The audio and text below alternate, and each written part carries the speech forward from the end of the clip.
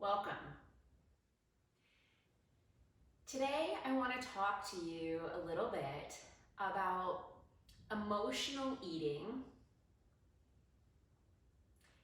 especially with the holidays coming up, and the cycle that we get sort of stuck on when we emotionally eat.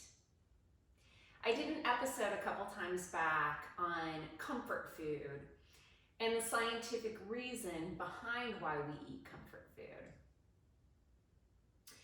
So basically, we crave foods high in fat, sugar, and carbohydrates for comfort. And the reason that is because when we eat those foods, it gives off a neurotransmitter in the brain which activates dopamine, the feel-good chemical. So it literally comforts us. And so if you have anxiety and stress, which most of us have at least from time to time, and those things get worse when it comes to the holidays. So whether you're struggling at work, or whether you're newly single, or whether you're newly dating someone and attending a party together is awkward, maybe you're attending a family event and you're not quite sure how to introduce this person, or you're not sure how to approach his family for the first time, or you're not sure how to attend an event single for the first time. There's many reasons why we emotionally eat to comfort ourselves. So today that's what I'm going to talk about. The cycle is difficult because we eat to feel good and comfort ourselves, but then there's no mechanism to turn off the eating. So that there's nothing in the brain that says, okay, stop, you're full, when we're eating those feel-good foods. So we tend to overeat, and then later we feel guilt and shame, and it causes weight gain, and then the cycle continues, and now we're on this downward cycle with more anxiety, and we don't feel good about ourselves. So it causes the self-esteem to plummet. Now we've got more holiday parties to attend.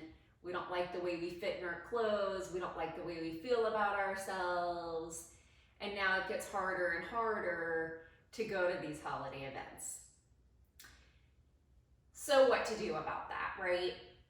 First, before you go to a holiday event, you want to be sure to eat something healthy and nutritious so that you're already slightly satiated, you're already slightly full before you go.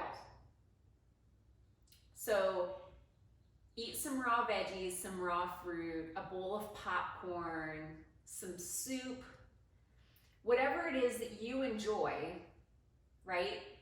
But choose something healthy so that you're comforted, but you feel good about yourself going into this event. Next, drink a lot of water throughout the day. That way you're good and hydrated. Water is also very filling.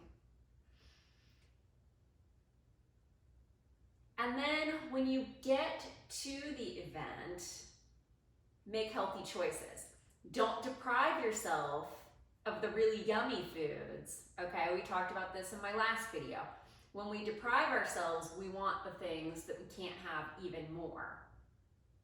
But if you're feeling like an appetizer plate, have 2 or 3 sinful choices and a lot of really healthy choices.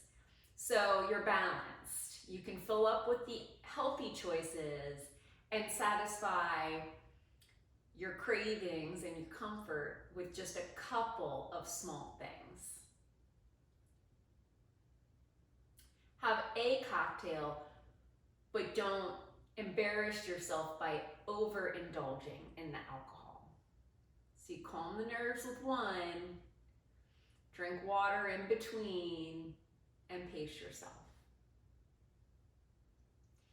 Before going to an event, say positive affirmations so that you're pumped up and you believe in yourself, you're raising that self-esteem, you're raising your confidence before going to the event. That way you're less likely to be food reliant and you're more likely to be reliant on yourself. Wear something that makes you feel confident and comfortable. These are ways that you can feel better about yourself going into it and be less reliant on the food for your comfort. So also quiet that inner critic that says, oh my God, what am I gonna do at this party? I used to have a lot of social anxiety. I totally get it. These are just all tools that have helped me that I just want to share with you. You might be wondering, oh gosh, I don't know how to enter a conversation at a party. So to do that, you want to walk up to a group confidently and then wait. Listen to what they're talking about so that you're ready to enter the conversation. And then if you have something to add to that conversation, wait for a pause and then enter the conversation, or wait for the next conversation to begin.